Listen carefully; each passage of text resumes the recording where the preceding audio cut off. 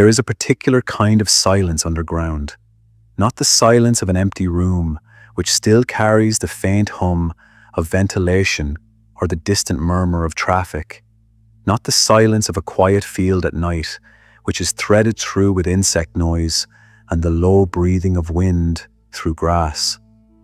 The silence underground in a sealed cave is something of a different order. It is total. It is the silence of a space that has not been entered by anything alive in a very long time. It is the silence of earth as it has been, essentially unchanged, for centuries or millennia. The drip of water somewhere deep in the dark, the faint creak of limestone settling under the pressure of everything above it, and then nothing. Ireland has more of this silence underground than most people who live on the surface of the island have ever had cause to consider. The ground beneath Ireland is, in geological terms, an extraordinary place. Roughly a third of the island is underlain by Carboniferous limestone. This limestone was laid down approximately 330 million years ago, when the landmass that would eventually become Ireland lay close to the equator, submerged beneath a warm tropical sea. The shells and skeletons of marine creatures accumulated on the seafloor over millions of years, compressing under their own weight into thick beds of rock composed primarily of calcium carbonate. What this means, in practical terms, for anyone standing on the surface today, is that a vast portion of Ireland is built on a material that water dissolves. Rainwater, which is slightly acidic from the carbon dioxide it absorbs on its way through the atmosphere, filters down through the soil and into the limestone beneath. Over millions of years, this process opens passages. It widens natural cracks into tunnels. It dissolves chambers out of solid rock. It creates an underground world of extraordinary complexity and extent. The Burren in County Clare is the most visually dramatic expression of this process. The limestone pavements there, scraped clean by glaciers and scored into deep fissures by millennia of rain, give the landscape the appearance of a vast tilted floor in a ruined building. The light falls differently on the Burren than anywhere else in Ireland. It catches in the grooves and crevices. It moves across the grey-white stone with a quality that shifts from hour to hour in a way that feels almost deliberate. People have been writing about the strangeness of the Burren since at least the 17th century, when Oliver Cromwell's general Edmund Ludlow is reported to have complained that it had not water enough to drown a man, nor a tree to hang him, nor soil enough to bury him. What Ludlow did not mention, because it was not his concern, is what lies beneath that scarred surface. The Burren has over 80 kilometres of known, documented cave passages. Not 80 kilometres of explored territory in the general sense, but 80 kilometres of mapped, surveyed passageways that cavers and geologists have crawled through and measured and drawn up on charts. And the key word there is known. The Burren's underground is considered by those who study it seriously to be far more extensive than what has yet been surveyed. The terrain makes systematic exploration difficult. The hydrology is complex. The passages that carry underground rivers flood quickly and without warning during periods of heavy rain, which in the west of Ireland is not an infrequent event. Water fills passages that were accessible an hour earlier. It drops again, sometimes quickly, sometimes over days.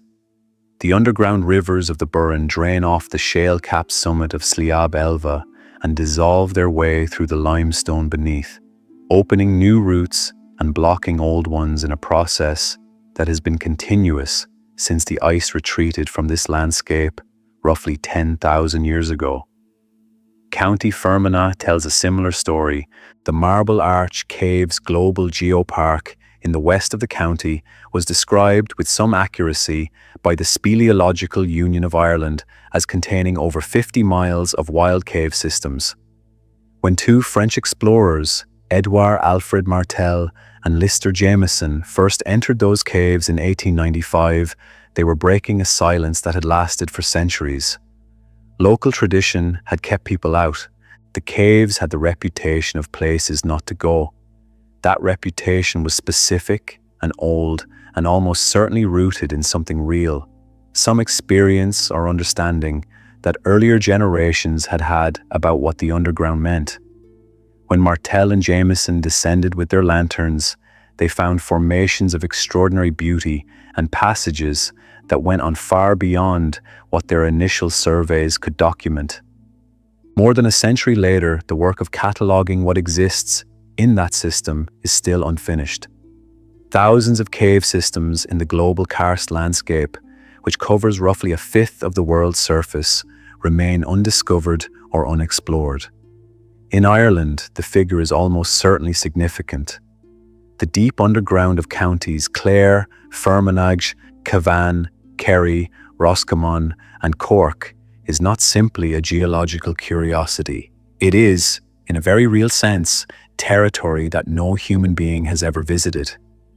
The deepest documented cave in Ireland is Rayfad Pot in County Fermanagh, reaching 193 metres below the surface. The longest documented cave system on the island is the Pulnagollum-Pulelva network in the Burren, at over 16 kilometres of mapped passages through which underground rivers still run with the energy of something alive and purposeful. These are the figures for the caves that have been found and measured. The caves that have not been found and measured have no figures. They exist in the dark, doing what they have always done, which is essentially nothing except continuing to be. What makes this underground world significant for anyone interested in the human past of Ireland is not the geology, impressive though that geology is, it is the archaeology. For at least 12,000 years, and possibly longer, human beings have been entering these caves. They have lived in some of them. They have buried their dead in others. They have left objects in some that have no obvious practical explanation. They have carved their names and symbols into the walls. They have built elaborate stone structures at cave entrances. They have, in some cases, gone to considerable trouble to limit or prevent access to specific caves, sealing passages with deliberately placed stone, constructing narrow entrance passages that would allow only one person at a time to pass, or choosing to say nothing about what lay at the end of a given tunnel. The caves of Ireland are an archive. Most of that archive has never been read. The serious study of Irish cave archaeology is, in academic terms, surprisingly recent. For most of the 19th century, the primary interest of antiquarians who descended into Irish caves was the search for animal bones. Specifically, the search for bones of extinct species that might shed light on the natural history of the island in the period after the last ice age, and for any associated evidence of human beings old enough to push Ireland's known occupation back into the deep Paleolithic. Gentlemen scholars from the Royal Irish Academy, from visiting British geological societies, from the universities, went into caves with candles and trowels and came out with boxes of material that they catalogued to the standards of their time and stacked in museum storerooms. The standards of their time were not the standards of modern archaeology. Sediment was scooped rather than sieved. Context was sometimes noted and sometimes not. Items found in proximity to one another were sometimes recorded as an assemblage and sometimes simply piled together in a box. The floors of Irish caves, which in some places had been accumulating material for 10,000 years in distinct, readable layers, were dug through in days or weeks by people who were genuinely enthusiastic and genuinely skilled within the limits of their methodology, but who were asking questions their techniques could not fully answer, and who were, in the process, destroying information that cannot now be recovered. This is the foundation on which modern Irish cave archaeology was built, a legacy of disrupted stratigraphy, incomplete records, and materials stored in institutions without the labeling that would allow them to be properly understood. It is a legacy that the field has spent decades trying to work around, with considerable success, but which sets limits on what can now be known about the caves that were excavated in that earlier period. Marion Dowd changed this. A lecturer in archaeology at Atlantic Technological University, and by any reasonable measure, Ireland's leading specialist in cave archaeology, Dowd published in 2015 a book titled The Archaeology of Caves in Ireland that represented the first comprehensive overview of what the island's cave record actually contains. The book won the current Archaeology Book of the Year award in 2016. Its table of contents reads as a map of a world that most people do not know exists. Chapters on the Mesolithic, the Neolithic, the Bronze Age, the Iron Age, the early medieval period, and the post-medieval period, each examining what the cave evidence reveals about how people at each of those moments in Irish history understood and used the underground. A chapter on the otherworld, restricted access, and liminality. A chapter on ancient symbols and caves. A chapter on cave folklore spanning from the medieval period to the present day.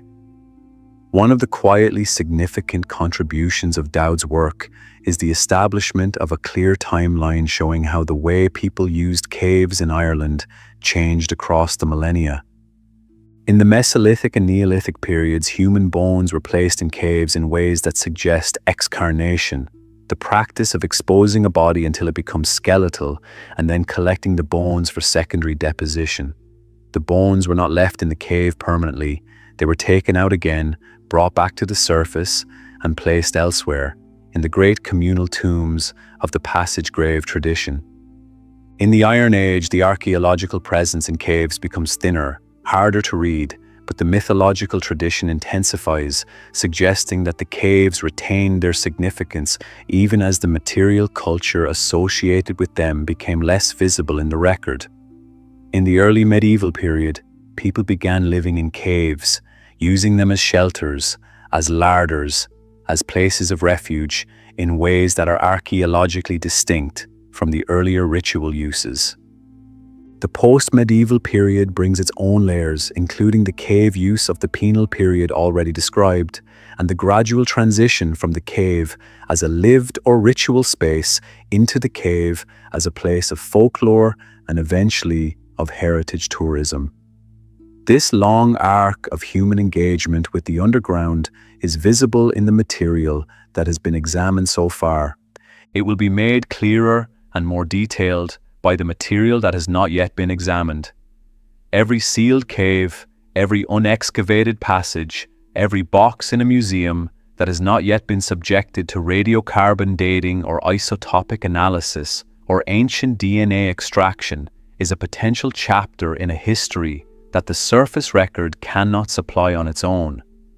What Dowd's work established across decades of research and publication is that the human relationship with caves in Ireland was not incidental or casual. It was sustained, intentional, and rich with meaning. People did not wander into Irish caves by accident and happen to leave things behind.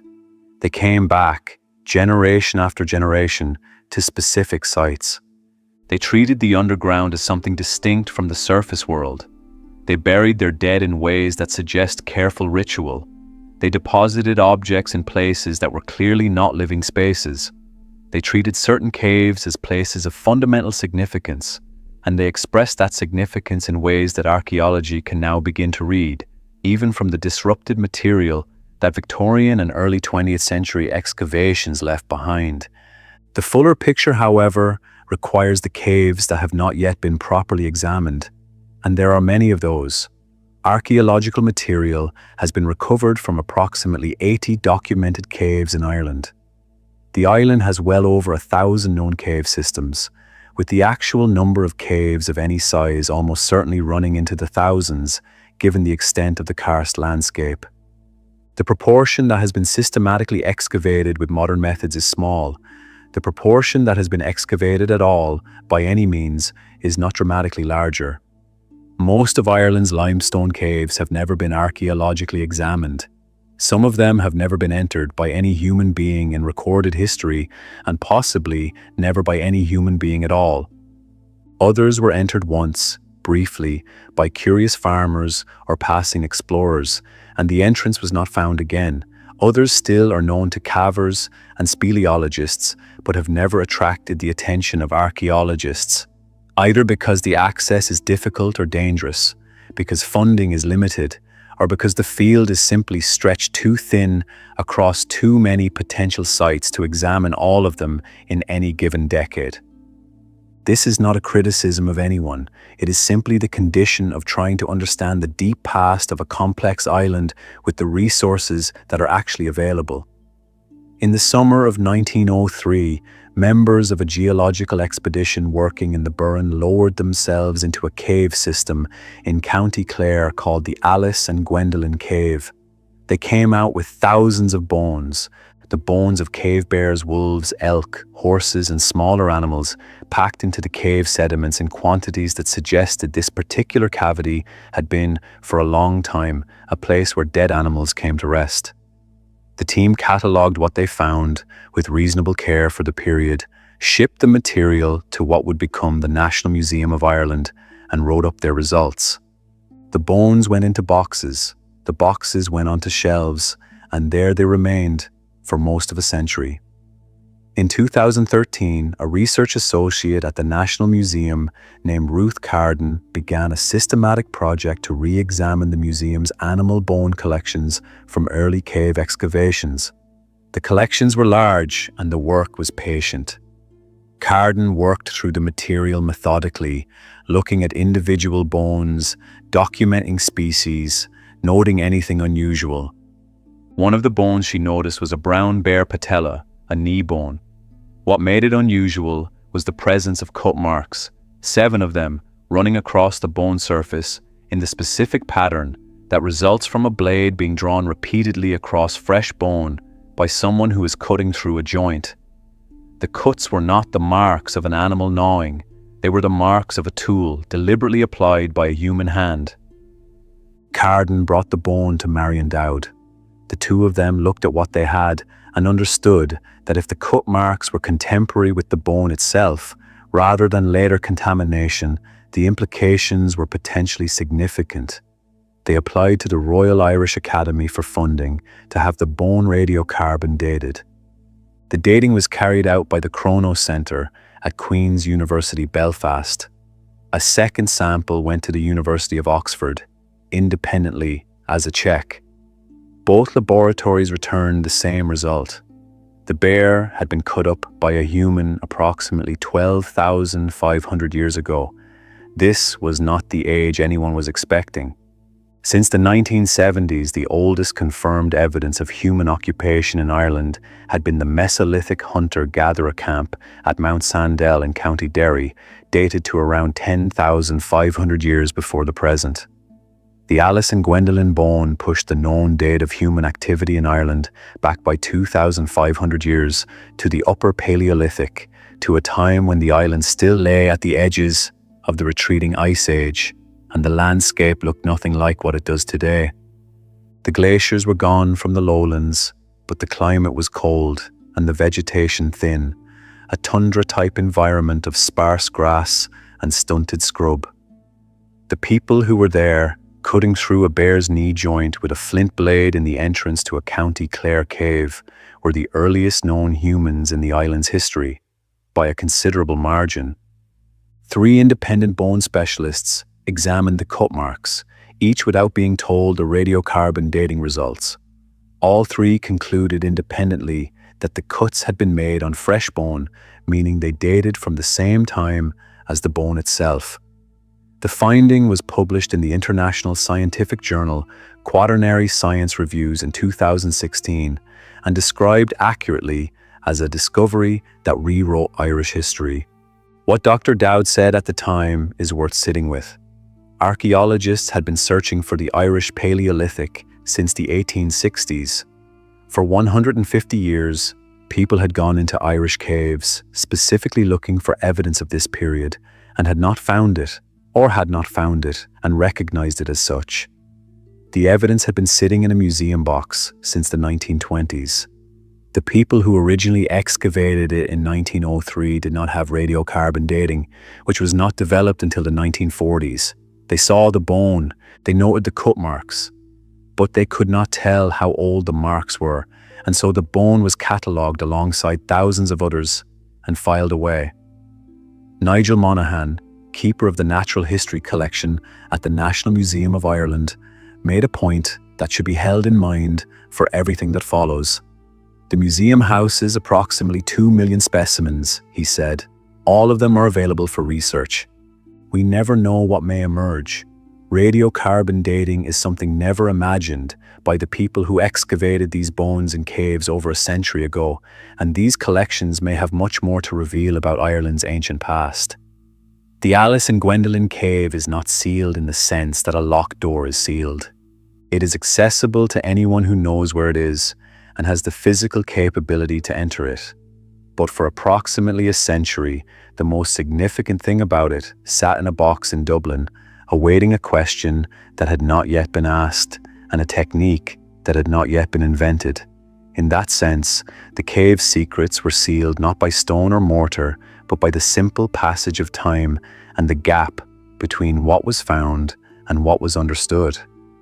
The possibility that similar gaps exist elsewhere in the record, in other boxes, in other institutions, in other caves that were excavated without adequate documentation or never excavated at all, is not idle speculation. It is a reasonable inference from what the Alice and Gwendolen bone itself demonstrated. In 2021, a reindeer bone fragment from Castlepook Cave in County Cork, found in 1972 and held in the same institution, was dated by researchers at University College Dublin to 33,000 years ago. If that dating holds and is confirmed as reflecting direct human activity, it would push the human presence in Ireland back, not by 2,500 years, but by more than 20,000. The research is ongoing. The question of whether the marks on the Castlepook bone represent deliberate human butchery or some other process is being carefully examined. But the pattern is clear. Irish caves, including the material already in museum collections, continue to yield information about the island's earliest history that was invisible to earlier researchers working without modern techniques. What lies in the caves that have not yet been entered at all is, by definition, unknown. On a quiet road outside the village of Tulsk, in County Roscommon, a lane leads to a kissing gate at the edge of a field. Through the gate, the field slopes gently away under open sky. The grass is green in the way that West Connaught grass is green, which is a green that seems almost improbable in its depth of colour. Hawthorn trees stand at the field margins, and near the far end of the field, under the spread of a hawthorn tree that has been there long enough to have taken on the particular twisted dignity of very old hawthorn, the ground opens. The opening is small, perhaps 1.5 meters across. It leads into a narrow stone-lined passage, built from dry stone masonry in the style of the early medieval period, with flat slabs forming the roof. The passage slopes downward. It is tight enough that you have to stoop, and in places, crawl. The floor is wet, the walls are close, and above the entrance, serving as the lintel stone of the passage, is a flat slab of limestone with marks cut into it. The marks are Ogham, the earliest known written alphabet of the Irish language, a system of lines cut against a central stem that represents the sounds of the language in a notation developed sometime around the 4th or 5th century of the Common Era. The inscription on this stone has been read as referring to Fraish, son of Medb. In Irish mythology, this connects directly to the great cycles of the Ulster stories, to Queen Medb of Connacht, to the complex world of the royal site of Rathcroghan that spreads across this landscape in monuments spanning 5,500 years. This is Owainagat, Waimnagicat in Irish, the Cave of the Cats. To reach the natural limestone cave at the end of the passage, you crawl through about 37 meters of man-made souterrain, built and used in the early medieval period, but leading to a natural fissure that is immeasurably older. The cave extends beneath the field, roughly 37 meters long, a narrow slot in the limestone where the rock above and below closes, to leave a space that a human being can, with effort, move through. The Rathcroghan Visitor Centre manages access to the site. As of recent years, access to the interior has been periodically restricted for health and safety reasons. When open, it is described accurately as not suitable for anyone with mobility difficulties and very challenging for anyone who is not comfortable in tight, confined, dark spaces.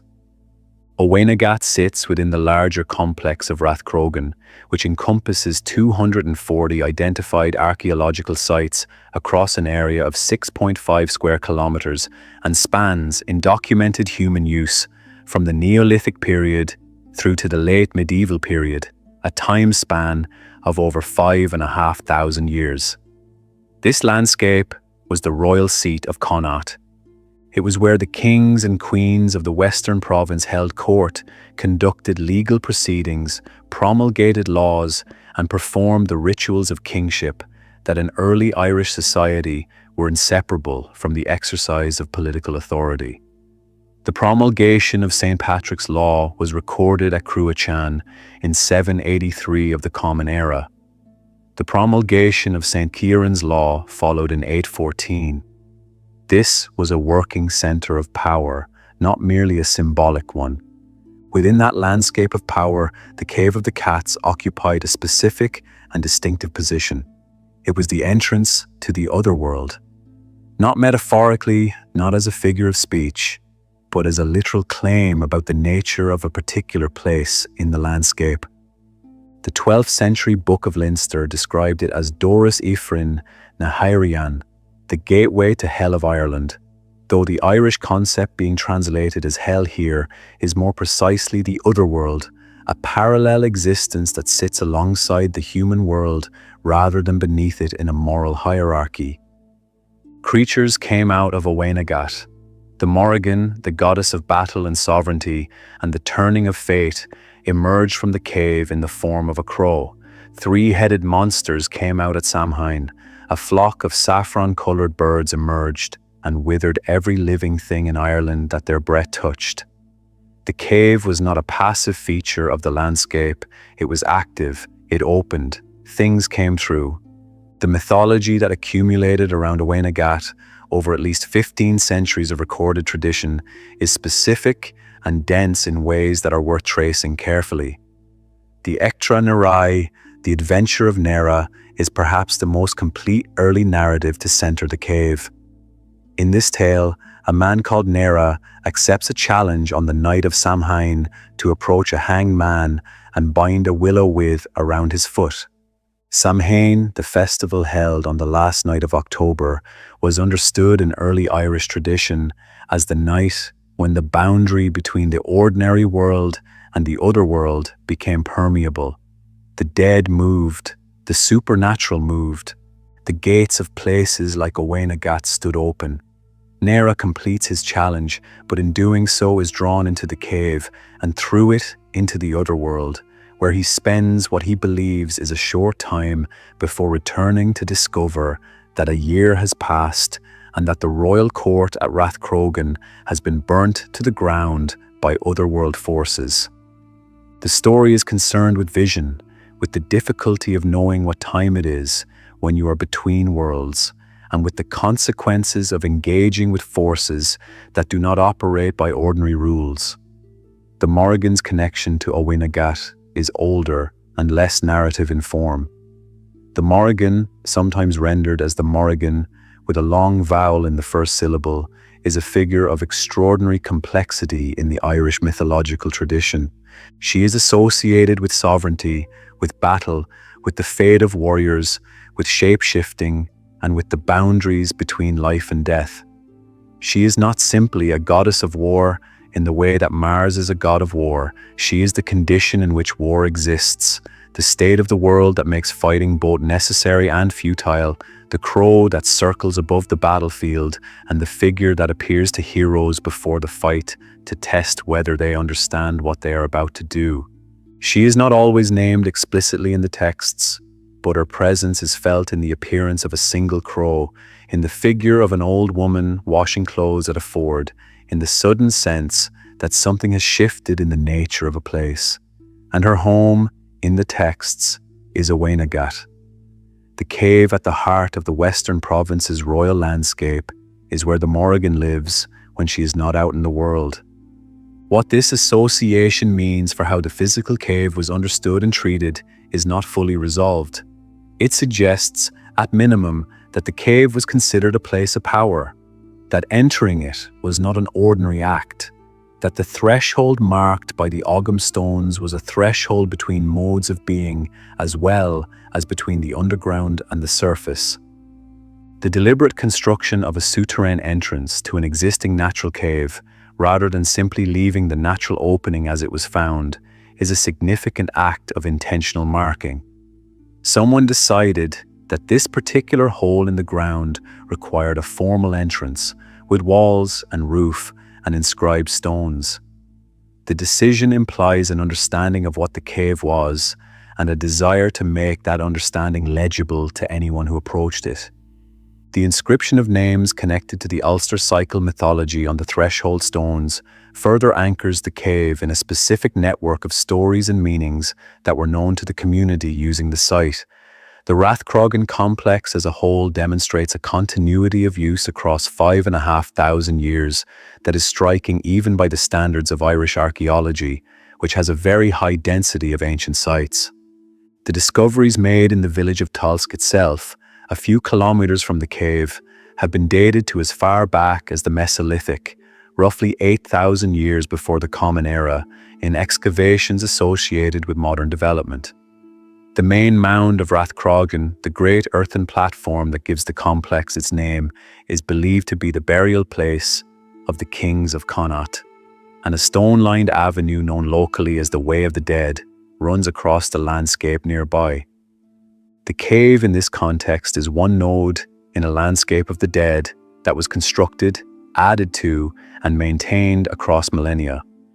The question of what the natural cave beneath the field contains archaeologically, whether there are deposits of human bone, of objects, of charcoal from ancient fires, of pollen or plant remains that could speak to what was done there and when, cannot be answered until someone excavates it, and no one has yet done that. The archaeological record at Oweynagat is striking for what it contains, and striking in a different way for what it does not contain.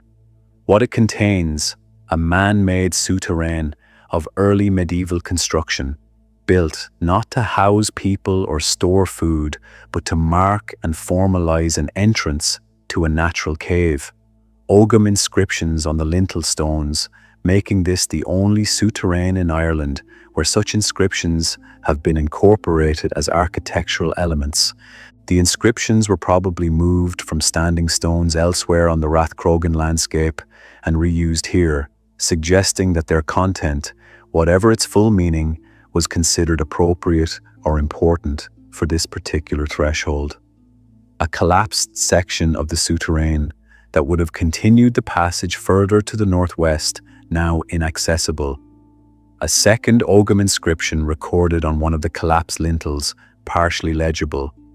What it does not contain, as far as the archaeological record can tell us, is evidence of excavation. The cave at Oweynagat has not been formally excavated. The souterrain has been studied and documented from the surface. The Ogham inscriptions have been recorded. Three-dimensional digital models have been created. But the sediments within the cave have not been systematically examined, the floor layers have not been analysed, and the question of what the natural cave contains in its deeper sections has not been answered by any archaeological investigation. The site remains, in that specific and important sense, unread. What should be understood about the souterrain entrance to Oweynagat is that it is not simply a path leading to the cave. It is a design statement about who should have access. The passage is narrow. It requires physical effort to pass through it. It ensures that only one person can proceed at a time, that any approach through it is slow and clearly intentional, that there is no casual arrival in the cave at the end. The structure of the entrance controlled access. It made the threshold physically demanding in a way that would have served multiple purposes simultaneously, screening out people who lacked the commitment or physical capability to enter, creating a felt transition from the surface world to the underground world, and preserving the liminal quality of the cave for those who did pass through. The ancients built restriction into the architecture. This is a pattern that repeats elsewhere on the Irish landscape, though not always so literally. The idea that some places were for specific people at specific times, that access was managed and controlled, that the underground was not a space for general entry, but a space with conditions attached to it, runs through the mythology and through the archaeology in ways that reinforce each other. The modern restriction of access to Owain Agat, for reasons of health and safety, is in a sense continuous with the restriction that was built into the cave 1400 years ago. The cave has always been a place that required something of those who wish to enter it. The specific something has changed, the principle has not. In the early summer of 928 or 930 of the Common Era, something terrible happened in a cave in County Kilkenny. The date appears in multiple early Irish chronicles and is generally accepted by historians as approximately correct, though the precise year varies by source. The Annals of the Four Masters, the Annals of Ulster, and the Annals of Innisfallen all record, in essentially the same terms, that a Viking leader named Gofraid Ua Emer, a Hiberno-Scandinavian with deep roots in the Dublin Norse community, demolished and plundered the cave known as Diarc Fiarna, and that approximately 1,000 people were killed there. The cave is now called Dunmore. It lies in the townland of Ballyfoyle, roughly 11 kilometres north of Kilkenny city, near the former mining town of Castlecomer. It is a show cave, open to the public since the 1970s, with electric lighting and guided tours down stone staircases into chambers of considerable beauty. The cave runs about 310 metres into the surrounding limestone, formed originally by glacial meltwater rather than by the slow dissolution of an underground river, which makes it geologically unusual among Irish caves. Its chambers contain calcite formations accumulated over thousands of years. A 9th century Irish triad poem describes it as the darkest place in Ireland. Whatever that designation meant to the people who made it, the reputation of darkness and dread at Dunmore Cave predates the Viking massacre by at least a generation. The cave's position in the Irish medieval geography deserves attention. It sits in the ancient kingdom of Ossory, the territory roughly corresponding to modern County Kilkenny and parts of Lowy. By the 10th century, Ossory lay between three active Viking power centres: Dublin to the north, Waterford to the south, and Limerick to the west. The Vikings of these towns were not a single unified force. They had their own politics, their own rivalries, their own interests in the fertile land of the Irish Midlands. Gofraid Ua Emer's raid on the Dunmore area was, by the accounts, a side expedition from a campaign against the Waterford Norse. The local Irish population, civilian and agricultural, caught between forces that were both alien to their tradition and hostile to each other, had limited options. A cave in the side of a hill, large and dark and known to people in the region for generations, offered something that the open land did not. It is worth noting what the triad poem says: darkest place in Ireland, not deepest, not coldest, not most dangerous. Darkest. In a culture with no electric light, where the night outside a settlement was genuinely dark, and where caves were deeply associated with the other world and with the boundary between the living and the dead, this was a specific kind of description. It meant something more than the absence of light. It meant that Dunmore was a place of a particular quality of darkness, a darkness with character, a darkness that the community had had enough experience of to be able to name and describe. People had been going into Dunmore Cave for centuries before the massacre, going in enough to know it from the inside, going in enough to register what the dark there was like in comparison to other dark places. The massacre account is specific. The story runs that the Dublin Vikings, travelling south to attack their rival Norse settlement at Waterford, raided the surrounding countryside and found that a large number of local people, primarily women and children, had taken shelter in the cave. Rather than fight them out, The Vikings lit fires at the cave entrance to drive the sheltering population to the surface. The smoke killed those who could not or would not leave. The annals record roughly 1,000 dead. Archaeologists began to recover human remains from Dunmore Cave in the 18th and 19th centuries. Though the earliest written account of the cave's contents comes from the philosopher George Berkeley, who visited as a boy in the early 1700s and recorded what he saw. In 1973, excavations produced the remains of approximately 44 individuals, primarily women and children, along with silver coins that could be dated to around 930 of the Common Era. In 2004 and 2005, Marion Dowd excavated further within the cave as part of an upgrade to the site's lighting system, and the full osteoarchaeological analysis of the human remains conducted by Linda Lynch identified at least 50 individuals from those remains that could be examined, ranging from infants through to elderly adults. The bones were found in 8 clusters across different sections of the cave. In 1999, a separate discovery in a deep cleft within the cave yielded silver ingots, conical buttons, and other high-status metalwork dated to around 970 of the Common Era, approximately 40 years after the massacre account. The picture that emerges from careful analysis is not straightforward. The bones show no signs of violent trauma of the kind that would be expected if the individuals concerned had been in a conflict. No weapon wounds, no evidence of the panicked crushing that mass death by smoke inhalation in a confined space might produce. Some of the individuals appeared to have been lying down when they died, in positions consistent with intentional placement. Dowd and Lynch proposed in a paper that generated considerable discussion that Dunmore Cave may have been not a massacre site, but a Viking burial ground.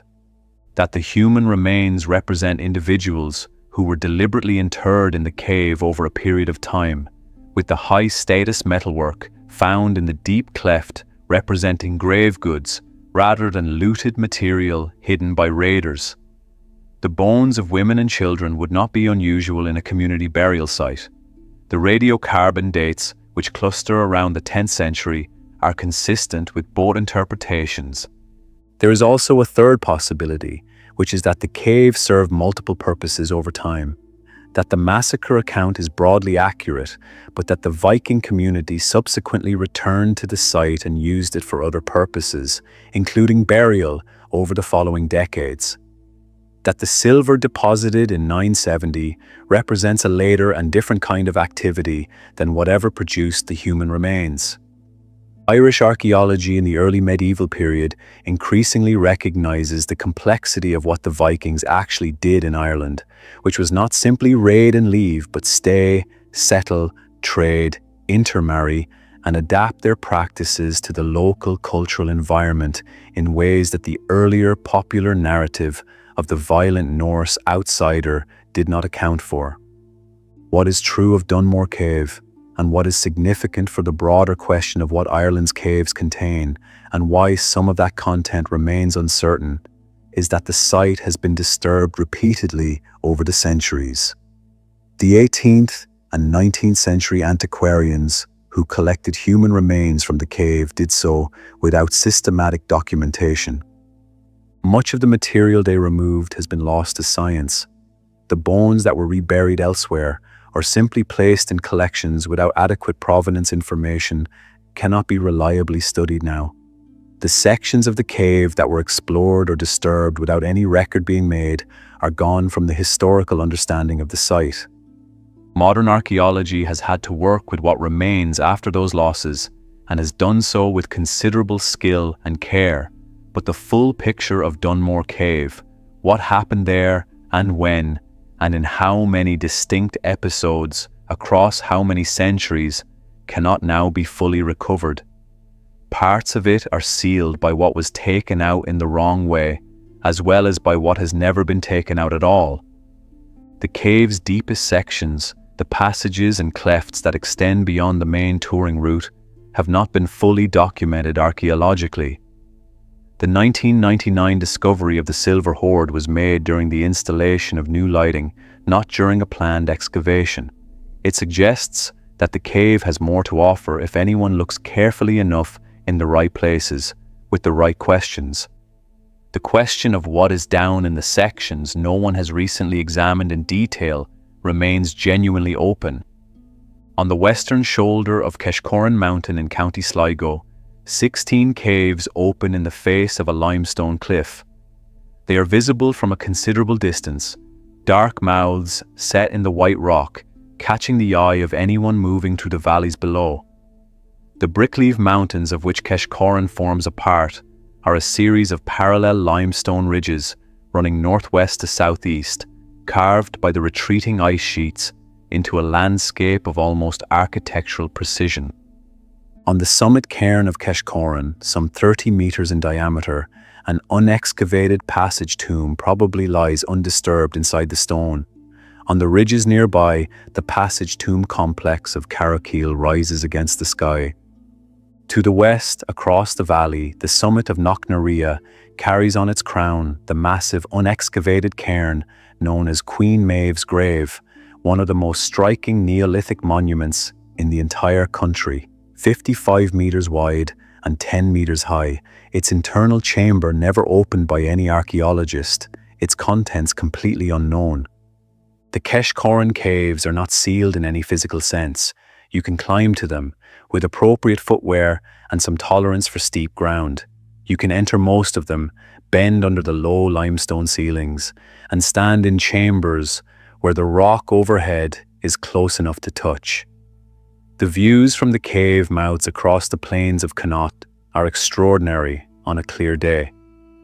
The caves of Quiche are a remarkable place to spend an afternoon, and they are open to anyone who can manage the ascent. What they contain archaeologically is both significant and frustratingly incomplete. The first thorough investigation of the caves was carried out in 1901 by a team led by Robert Francis Scharf, with contributions from the geologist Grenville Cole, the naturalist Robert Lloyd Prager, and others. The team spent 5 weeks excavating and recovered an extraordinary quantity of animal bone, representing species that speak directly to the period immediately following the last ice age in Ireland. Brown bear, now extinct in Ireland for approximately 3,000 years. Irish elk, the massive deer that became extinct as the climate warmed after the glaciation. Arctic lemming, which would only have been present in Ireland in conditions of genuine subarctic cold. Grey wolf, ox, horse, dog. The caves were, in the deep past, a place where these animals lived and died, and were in some cases eaten by other animals and in some cases by people. The human remains recovered from the Keshcorran Caves are scattered and enigmatic. From the excavations of 1901 and a subsequent investigation in 1929, human teeth were recovered from 2 specific caves. One isolated adult tooth from Coffee Cave was radiocarbon dated in a more recent analysis to the early Iron Age, roughly between 200 before the Common Era and 30 of the Common Era. Other teeth from Plunkett Cave dated to the early medieval period, roughly 460 to 670 of the Common Era. These were adult teeth, and the key observation made by Marion Dowd is that they are almost exclusively teeth. No other significant skeletal elements accompany them. There is no skull, no limb bone, no rib cage, just teeth. And teeth from different individuals scattered across the floor of the cave. The likelihood that these teeth represent accidental loss, or that people simply lost their teeth inside the cave and were otherwise unharmed, is very low. Dowd's suggestion is that the teeth may represent a form of ritual deposition, a deliberate placing of teeth within the cave as part of religious or ceremonial practice. What ceremony exactly is unclear, but the Keshcorran Caves were specifically and persistently associated in Irish tradition with the festival of Lugnasa, the harvest festival held at the beginning of August that was one of the 4 major turning points of the Irish year. The largest Lugnasa assembly in County Sligo was held at the Keshcorran Caves into the 20th century. On Garland Sunday, the last Sunday in July, people would gather at the foot of the hill and climb to the caves for music, dancing, faction fighting, and the gathering of bilberries. The last such event was held in 1986. The caves are associated with the god Lugh, the deity whose name gives Lugnasa its meaning, and with Cormac mac Airt, the legendary High King of Ireland, said in the Book of Leinster to have been born at the foot of the hill and raised by wolves in one of the caves. The god Fionn mac Camhail was captured in the caves by 3 supernatural hags, the daughters of the fairy king Conaran, and was held there until a companion rescued him. An 18th century diary by the traveller Gabriel Beranger records the local belief that the Keshcorran Caves connect underground to Owenagat at Rathcroghan in County Roscommon, that a woman who once chased a runaway calf into the entrance of one cave at Rathcroghan emerged the following morning at Keshcorran. The distance between the two sites is roughly 50 kilometres. The underground of West Connaught is, in local tradition, a single connected space that moves beneath the rivers and the drumlins and the limestone ridges without regard for the geography of the surface. Here is, needless to say, no known underground passage connecting Owenagat to Keshcorran. The geology does not support it, but the persistence of the story, recorded from at least the 18th century and almost certainly much older, says something about how these cave sites were conceptually related in the minds of the people who lived near them. They were not separate, isolated curiosities. They were part of a single landscape of the underground, a connected world that mapped onto the mythological world of the other world in ways that were felt rather than literally true, but were nonetheless real in their consequences for how the caves were treated and understood. Animal teeth of dog and horse were also found in the ritual deposits at Keshcorran. Both species held positions of special significance in Iron Age Irish society that went beyond their practical utility. Dogs were associated with healing, with the other world, with the transition between life and death. Horses were associated with kingship, with sovereignty, with the ritual processes through which the authority to rule was established and maintained. Their presence in the cave deposits alongside human teeth suggests a coherent symbolic system at work, a set of meanings being expressed through the deliberate placement of specific materials in specific underground spaces at specific times of the year across a period of several centuries. The connection between the Keshcorran Cave complex and the wider megalithic landscape of Sligo is not simply geographical. The research of Lara Cassidy at Trinity College Dublin, drawing on ancient DNA from the people buried in the passage tombs of Carrowmore and Carrowkeel, has demonstrated that those communities were connected by familial kinship, that the same families, or closely related families, were responsible for constructing and using monuments separated by distances that in the Irish landscape are not trivial. The cairn on the summit of Keshcorran belongs to the same tradition as the cairns of Carrowkeel, 4 kilometres to the east. Both complexes sit on the limestone ridges of the Brickleave Mountains. Both look out over the same valley toward the same distant hills. And between the caves on the Keshcorran cliffs below and the passage tombs on the hills above, there is a vertical relationship, a movement between the cave in the earth and the monument on the sky that is consistent with the pattern identified by archaeologists in how Neolithic communities used both natural and constructed underground spaces. The caves may have been excarnation sites, where the dead were left until skeletal, before the bones were carried up to the tombs above. The movement from cave to cairn would be a physical enactment of the transition from the dead to the ancestor. This is speculation, clearly labelled as such, but it is speculation grounded in what the archaeology of comparable sites suggests about how these landscapes were organised and understood. The caves have not been fully excavated. Several of the 16 were not significantly investigated even in the 1901 and 1929 campaigns. What remains in their floors is unknown. The connection between the cave complex and the unexcavated passage tomb on the summit above them has not been explored archaeologically. The relationship between Keshcorran and the wider megalithic landscape of Carrowkeel and Carrowmore, separated by a few kilometres, is increasingly understood through landscape analysis and ancient DNA, but not through any investigation of what the caves themselves hold. Ireland has, depending on how they are counted, somewhere between 3,500 and 60,000 souterrains. The range in that figure reflects a genuine uncertainty about what counts as a souterrain in the first place. The narrower figure of around 3,500, drawn from systematic archaeological survey work, counts the structures that have been formally identified and recorded by the National Monuments Service and associated surveys. The larger figure, suggested by some researchers, reflects the total number of such structures that may exist across the island if every ring fort with a possible souterrain attached to it is taken into account, which would require extensive field survey to confirm. A souterrain, from the French for underground, is a man-made underground passage typically built by digging a trench, constructing dry stone walls along its sides, roofing it with large flat capstones, and covering the whole thing with the excavated earth to restore the surface. The finished structure is essentially invisible from above unless the surface above it sinks or the ground is disturbed. Souterrains are associated primarily with the early medieval period in Ireland, with most examples dating to between roughly 550 and 900 of the Common Era, though earlier examples exist, and construction continued until the arrival of the Anglo-Normans in the 12th century.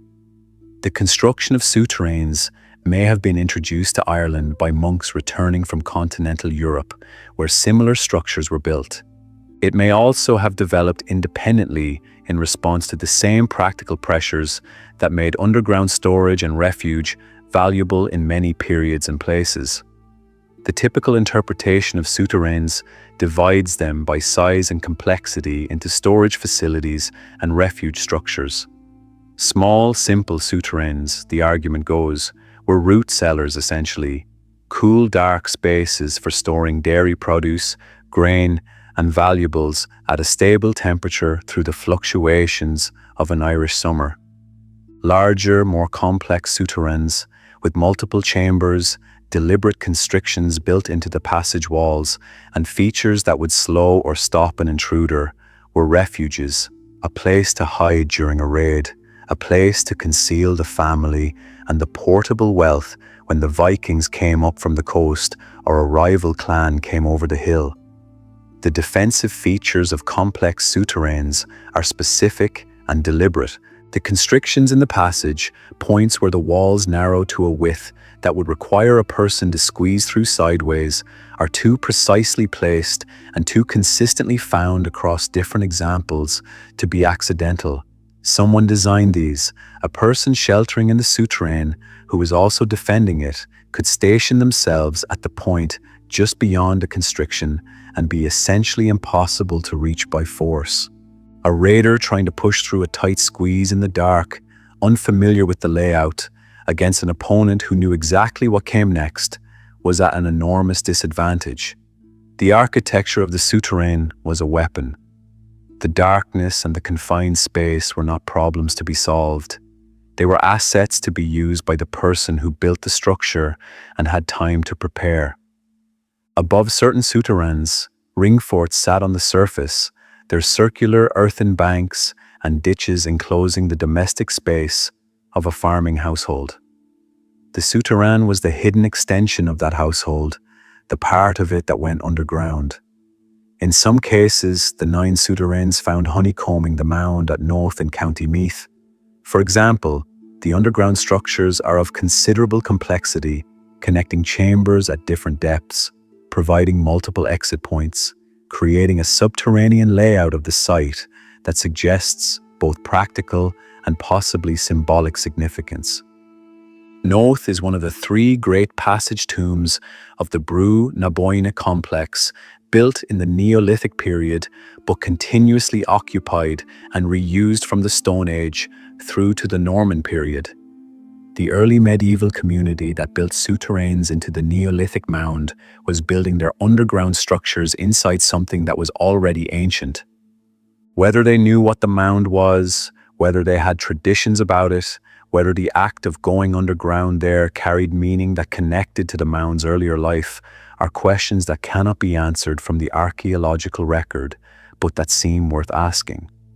The distribution of Ireland's known souterrains is uneven in ways that reflect both the intensity of past survey work and the underlying patterns of early medieval settlement. The highest concentrations are in North County Louth, North County Antrim, South County Galway, and West Cork and Kerry. In County Cork alone, more than 1,000 souterrains have been recorded. In County Kerry, the figure exceeds 800. These are the recorded examples. The researchers who work in this field are generally of the view that the actual number in these counties, if fully surveyed, would be significantly higher. The geological conditions in West Cork and Kerry are particularly favourable for preservation. The sandstone bedrock, the mild climate, and the relatively low intensity of deep ploughing in some areas have left souterrains intact beneath the ground in numbers that are still being discovered through aerial photography, LIDAR surveys, and the accidental exposures that agricultural work sometimes creates. The distribution tells us something about the communities that built these structures. In the most heavily settled early medieval landscapes, the souterrain was not an unusual or exceptional feature. It was a standard component of the agricultural household's infrastructure, as common in its way as the hearth or the field boundary. The fact that we do not fully know how many there are, even now, is a measure of how thoroughly these structures were integrated into the ground beneath the everyday life of early medieval Ireland, and how completely that integration has been concealed by the subsequent centuries. One specific category of souterrain deserves particular attention. Some souterrains open at their deepest end, not into a further section of man-made passage, but into a natural cave system or cave fissure in the underlying limestone. This is what happens at Awenagat, where the built passage leads to a natural cave. It is not unique. The distribution of souterrains in areas of limestone karst, in Clare, Galway, Fermanagh, and parts of Cork means that some early medieval builders will have constructed their underground passages on rock that contained natural voids. In some cases, this was evidently known and deliberately used. The natural cave system that lay below was incorporated into the household's underground provision, whether for storage, refuge, or other purposes. In other cases, the existence of a natural void beneath the man-made passage may not have been known to the builders at all, and the discovery of an unexpected cavity at the end of a passage they were digging must have been in the frame of their understanding of the underground, a profoundly significant event. The question of how many souterrains connect to natural cave systems is not one that can be answered from the surface. It requires entering the souterrain and following it to its end, which in many cases means crawling through passages that have partially collapsed, through water, in the dark, without reliable knowledge of what the passage will do next. Not many archaeologists have done this systematically, and those who have worked in collaboration with cavers have generally found the experience instructive in ways that are difficult to replicate in a library. Most souterrains are now sealed. Their entrances have been filled, their lintels have subsided, their interiors have silted up over the centuries since they were last used. The ground above them gives no reliable indication of what is there. The Ordnance Survey maps of the 19th century marked some of them, but not all, and the accuracy of the markings varies. The National Monument Service maintains records of documented examples, and there is an ongoing effort to identify new ones, sometimes through the accidental discovery that happens when a tractor breaks through the capstone of a previously unknown passage in the course of agricultural work. This happens regularly. Each such discovery is logged and, if conditions allow, investigated. Most cannot be excavated in the near future. They are recorded, protected as best as possible, and left for a time when resources and priorities allow a closer look. What is inside the sealed souterrains of Ireland is largely unknown. Some will contain nothing more than soil and the remnants of the stone walls. Some may contain objects, either deliberately placed or accidentally left when the structure was last occupied and then sealed.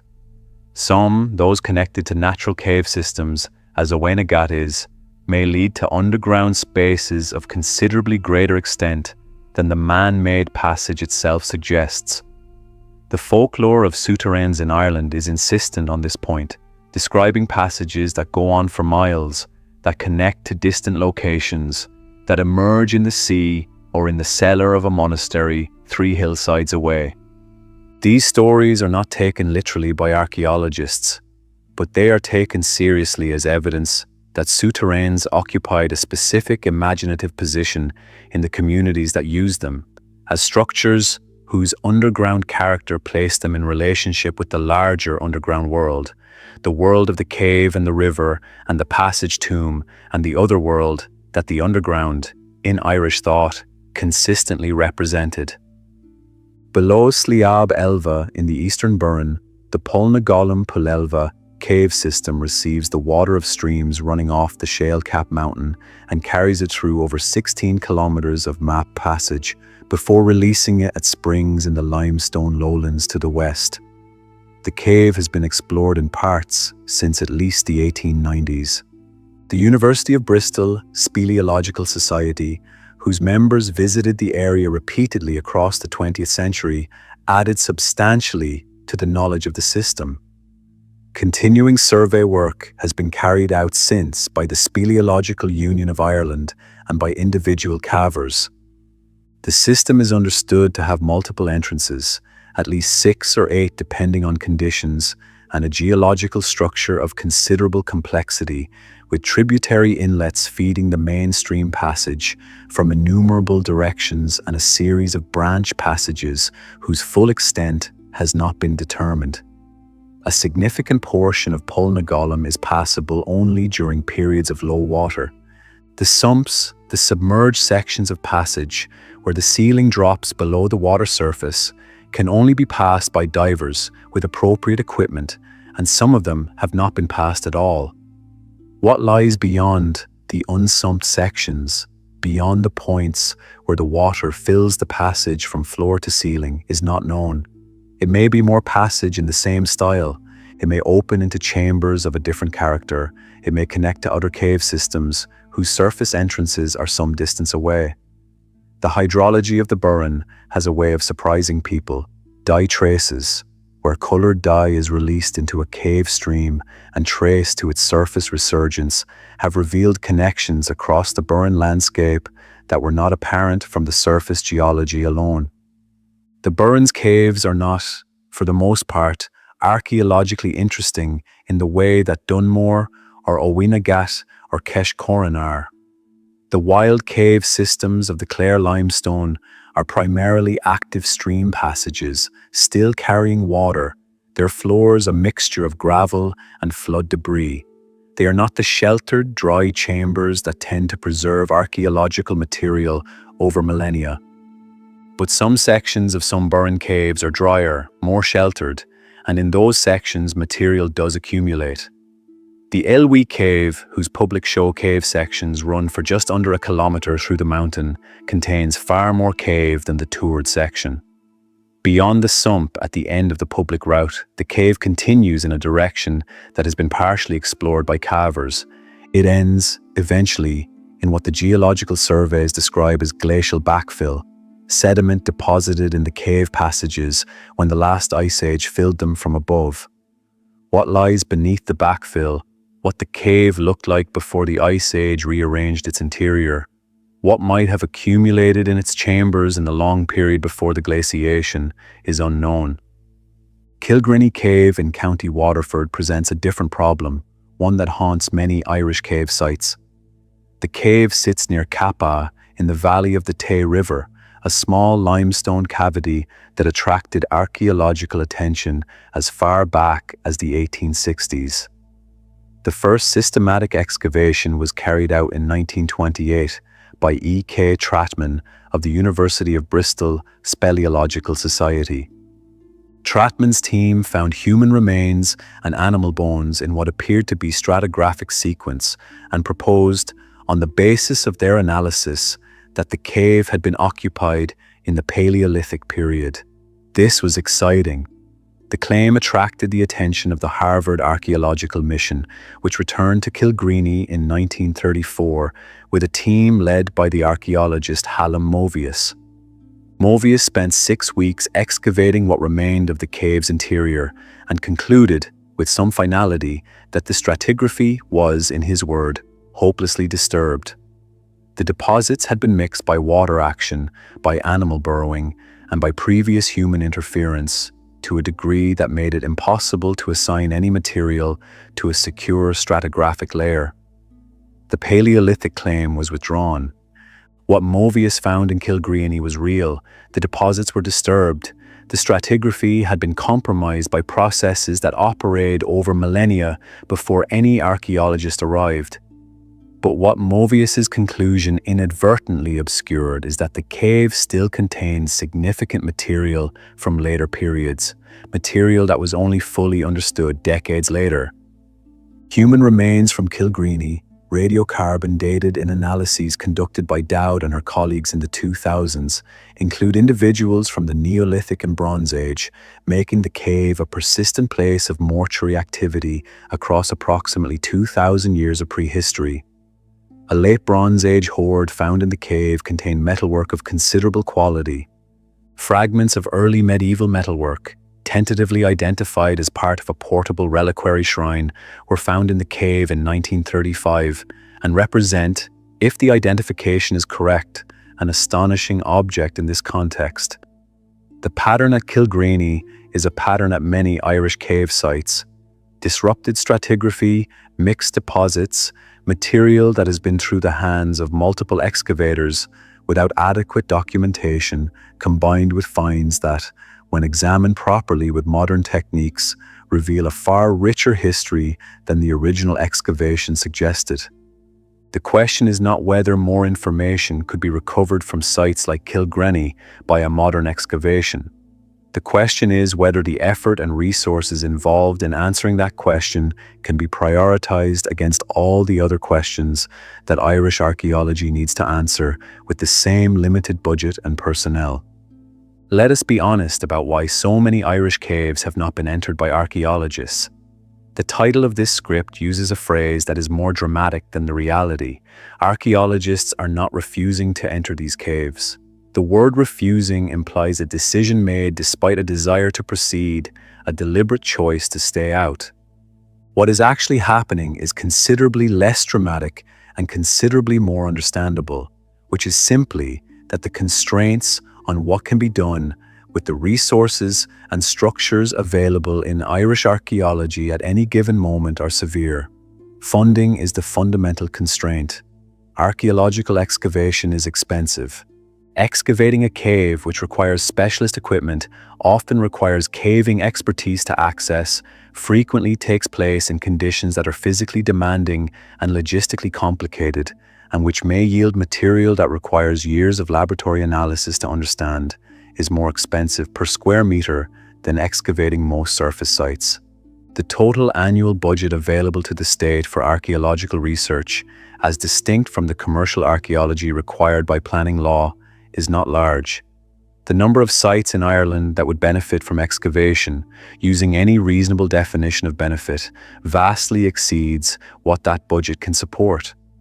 Cave archaeology, which is a small and specialized subdiscipline, competes for a portion of a constrained whole. Access is the second constraint. Many Irish caves are on private land. The relationship between the archaeological sector and landowners in Ireland has historically been variable, and the restrictions on caving access documented by the Speleological Union of Ireland reflect genuine difficulties in maintaining good relationships with the farming families on whose land significant cave systems sit. A landowner who feels that previous visitors have not respected their property has every right to refuse further access, and some have exercised that right. No access agreement, no excavation. The archaeology can wait for as long as the access situation remains unresolved. In some cases, this has meant waiting for a generation. Physical safety is the third constraint. This is the most straightforward and the least controversial. Some Irish caves are genuinely dangerous. Tight passages in wet limestone can close further after periods of heavy rain. Flooding is a serious risk in any active stream cave. The geology of certain passages is unstable. Archaeologists working in caves need either caving expertise themselves or the support of experienced cavers who can manage the physical challenges while the archaeologists do their work. Building that collaborative relationship takes time, and the capacity to support it within university departments and heritage bodies is limited. There is also a historical dimension to the inaccessibility of some sites that receives less attention than it deserves. Ireland's penal laws, which restricted Catholic worship and education through much of the 17th and 18th centuries, sent people to caves for reasons entirely unconnected to archaeology. Priests conducted mass in caves on remote hillsides.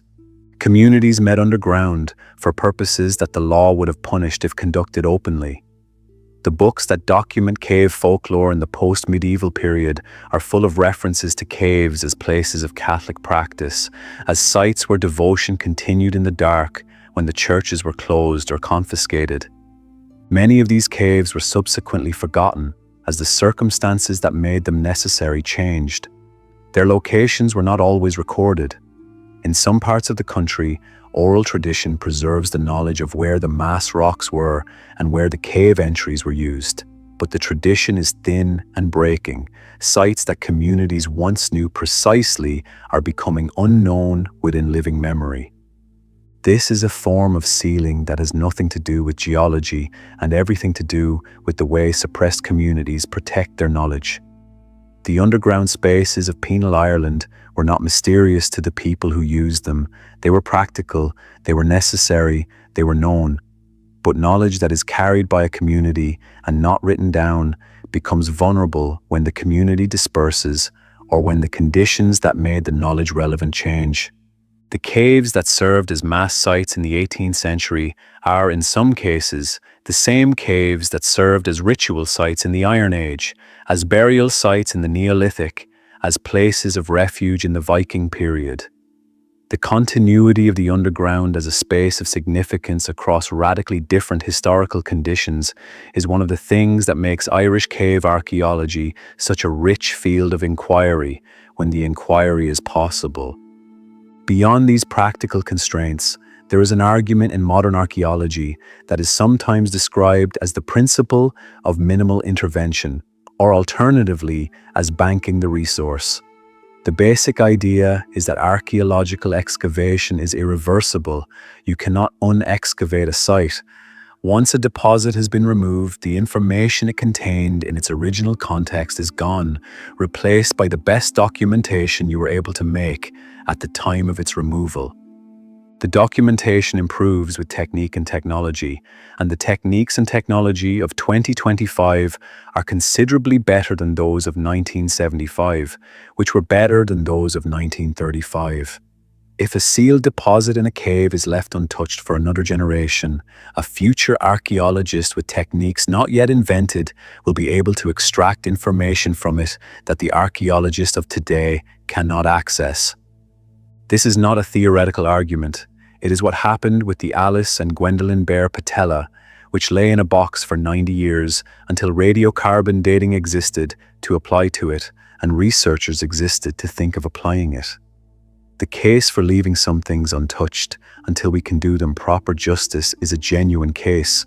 It rests on demonstrable evidence from the history of the discipline itself. The case against leaving things indefinitely untouched is also genuine. It rests on the observation that sites are not static.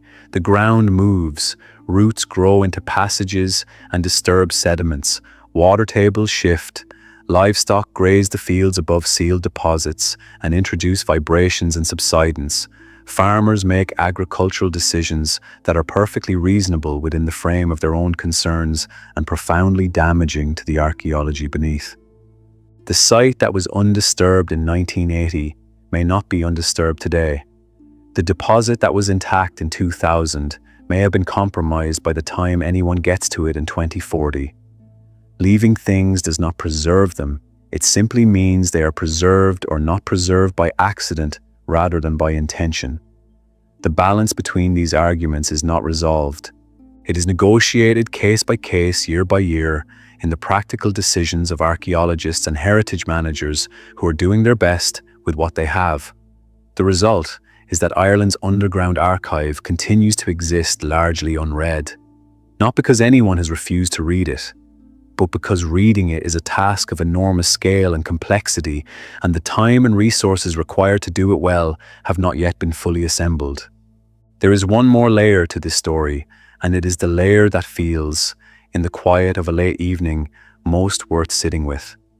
The people who built Owenagat's narrow entrance, who inscribed the Ogham stones and placed them as thresholds, who brought their teeth to the caves of Keshcorran at the turning of August, who sealed the passages of their souterrains with carefully placed stone when they no longer needed them, understood something about caves that the modern world has mostly set aside. They understood that the underground is a different kind of space, not just physically different, though it is that, not just darker and colder and more confined, different in what it means for the person who enters it. The Irish understanding of the underground, as it runs through the mythology and through the folk tradition and through the way specific cave sites were physically constructed and managed, is an understanding of threshold. The cave is the edge of the ordinary world. To go into it is to move from one mode of being into another. The world below the ground in Irish tradition is not the same as the world above it. The same rules do not apply. The same time does not pass. The other world, in the stories, is a place of abundance and timelessness and strangeness, not a place of punishment. It is not hell in the Christian sense. It is something older than that framing, something that the Christian missionaries found when they arrived in Ireland and which they worked to reinterpret but could not entirely replace. The pattern that Marion Dowd identified in her survey of Irish cave use across 10,000 years is consistent with this understanding of the underground as threshold. In the Mesolithic and Neolithic periods, caves were primarily associated with the dead, with funerary practice, with the placement and processing of human remains. In the Bronze Age, the pattern shifts. Caves become associated with votive deposition, with the placing of objects of value rather than of bodies, a shift that may reflect changing attitudes about the nature of the underground and its relationship to the living rather than exclusively to the dead. The cave was not the final resting place.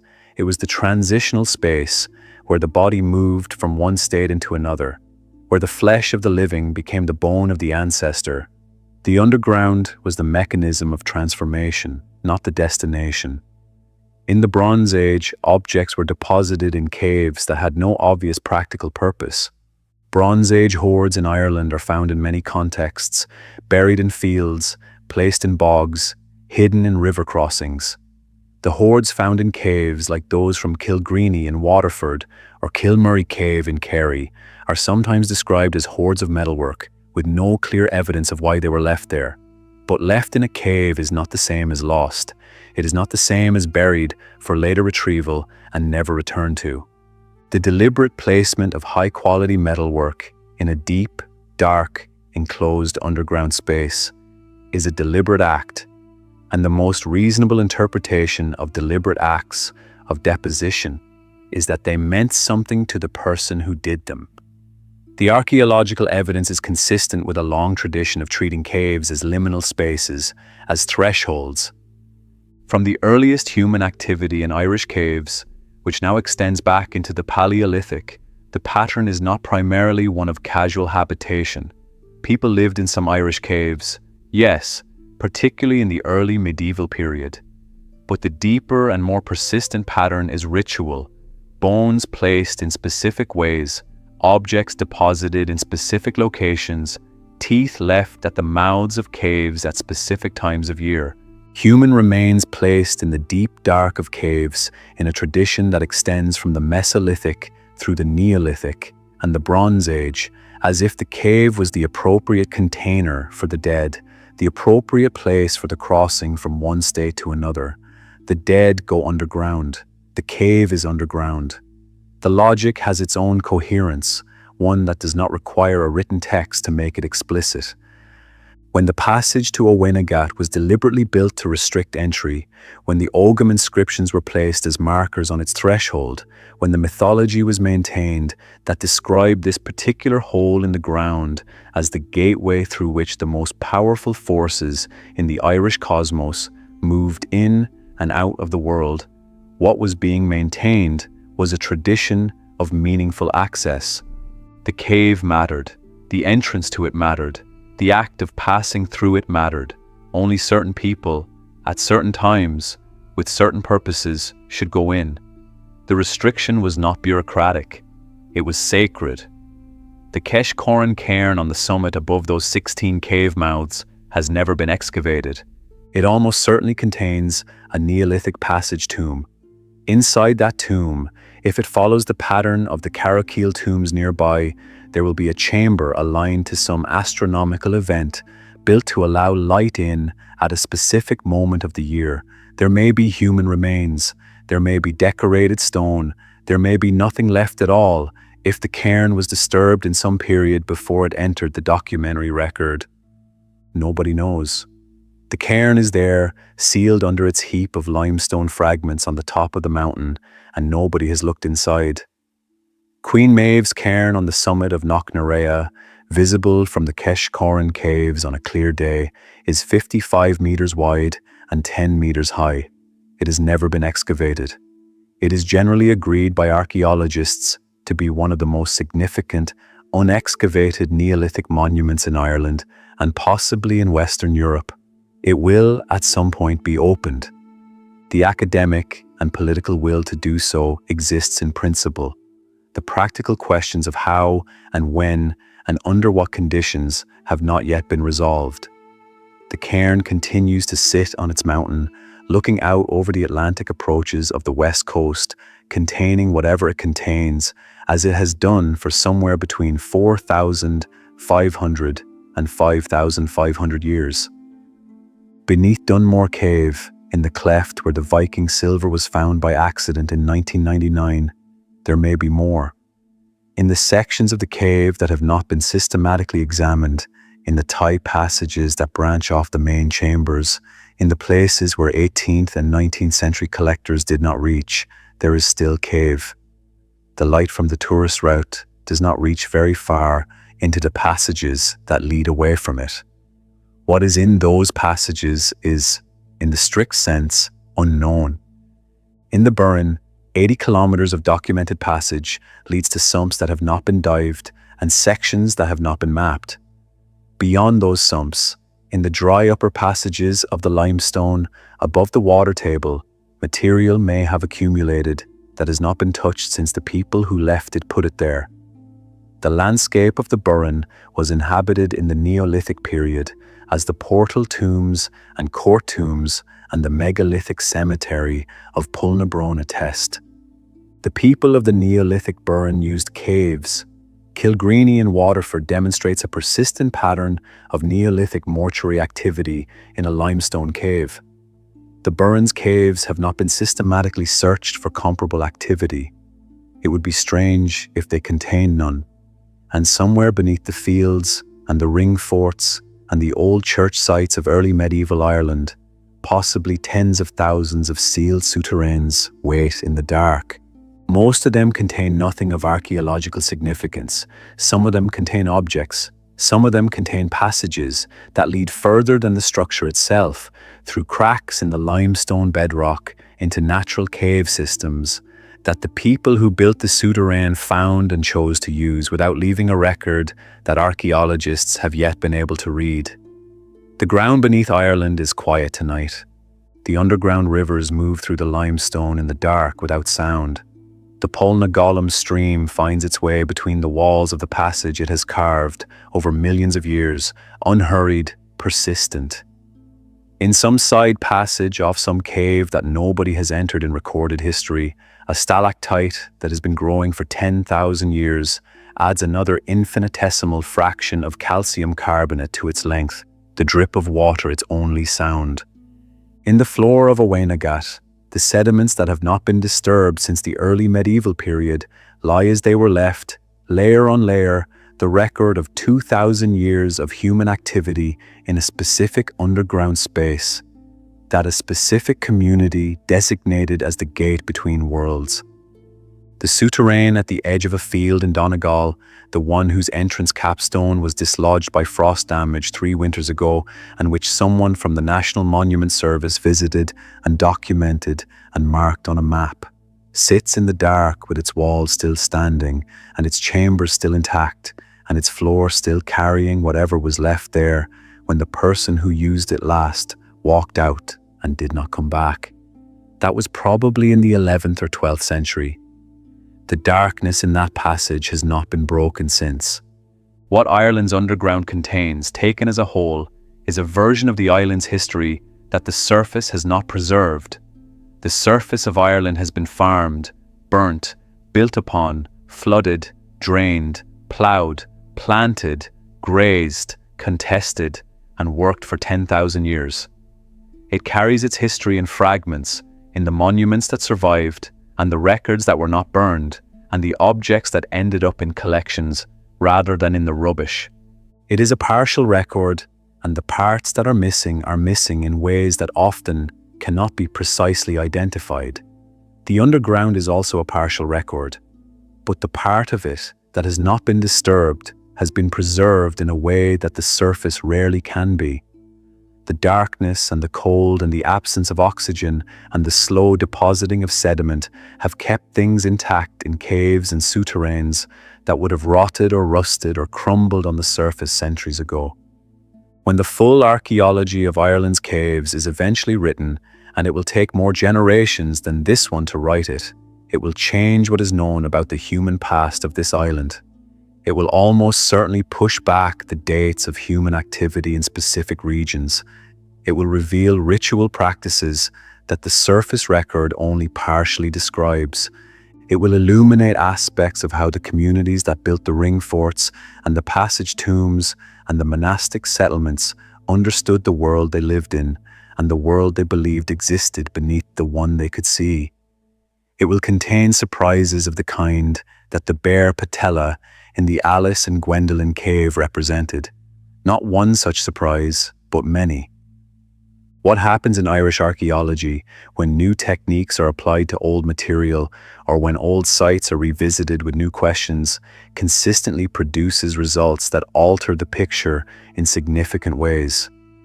The DNA evidence from the Carrowkeel tombs demonstrated familial relationships between people buried at sites separated by considerable distances, suggesting that the networks of kinship and community that built these monuments were broader than the monument's individual locations implied. The ancient DNA research conducted by Lara Cassidy and her colleagues at Trinity College Dublin has demonstrated connections between people buried at Carrowmore, at Millen Bay in Down, and at Newgrange, across both the Neolithic and the Bronze Age, suggesting that the communities of passage tomb builders were in contact with each other across the island over very long periods. Every time a new analytical method is applied to material that has been sitting in a drawer for decades, or every time a new excavation is permitted at a site that has waited patiently for attention, the story gets richer and more complicated. The sealed caves are part of that story. They are the part that has not yet been told in full because the tellers have not yet had all the access or all the tools or all the time they need. But the story is there in the dark, under the limestone of a third of Ireland, held in the sediments and the bones and the objects and the walls that the people who lived on this island left when they went wherever they went and stopped coming back. It is waiting with the patience of the underground, which is very considerable patience indeed. This is not a frightening thought. It is a quieting one. The island is larger below the surface than it appears from above. The history of the people who lived here goes back further than the standard account allows. And the caves that have not been entered are not gaps in what is known. They are the fullness of what has not yet been found. If the kind of slow, careful journey through what is still unknown about Ireland that we have taken tonight is something you find yourself wanting more of, then you know where to find it. There are more stories here of the same unhurried kind. If this one helped carry you somewhere restful, a like or a subscription makes it possible to keep telling them, one at a time, without rushing. The underground will wait. It has always been good at that. Sleep well.